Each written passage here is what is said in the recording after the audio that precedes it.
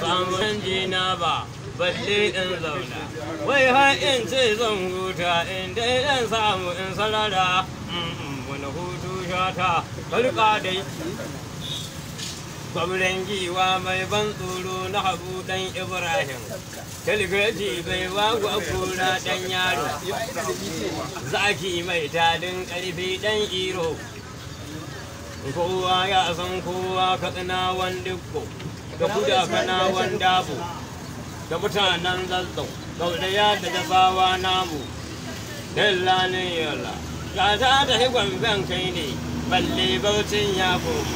gata da hibar nan ni ne sun sandi ka san su gata ne da kuma kaka ala mai ganga gode ala mai ganga sanga na bala bakan damiya na da kyamin da ma ya dame kiɗa sana shata inikin shata waka ita na tsare ita na iya aiki da ke nan waka ku taya mani ku ƴaƴana Allah ko ya yarda da ala mai ganga gode ala mai ganga sanga da tiyo alhaji sani su to a fasa wani gwamnan mamman su to sani da tiyo ala mai ganga gode ala mai ganga sanga ina biyo babba hanya idan na da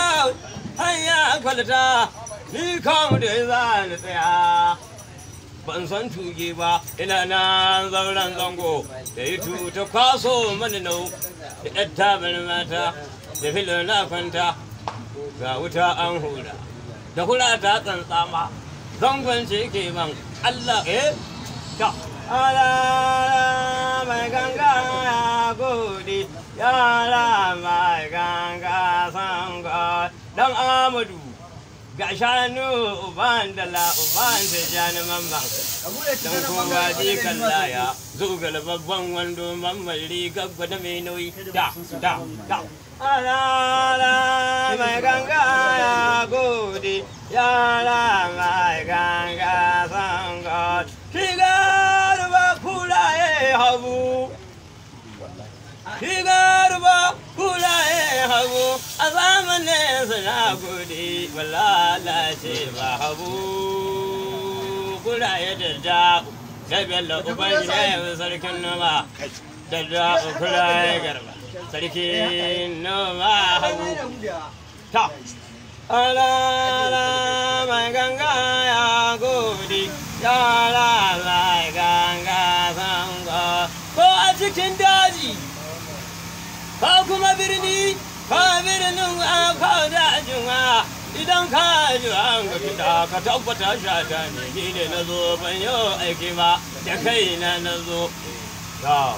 ala mai ganga ya gode yara mai ganga sanga wata rana Kano a birnin Dabo a zamanin Sanusi mamma Hassan na Habu dan Audu da Sanusi ya tara malokan birni ya kawo tara malokan ƙauye a zamanin nan ana bikin yan sarki nan muka hallara ƙofar fada ranar da na miƙe na kama kirari ina alhaji ya gode wa Allah mun gode wa Rasulallahi lokacin da na hana hamidi lokaci sani na hana da faɗo ya dinga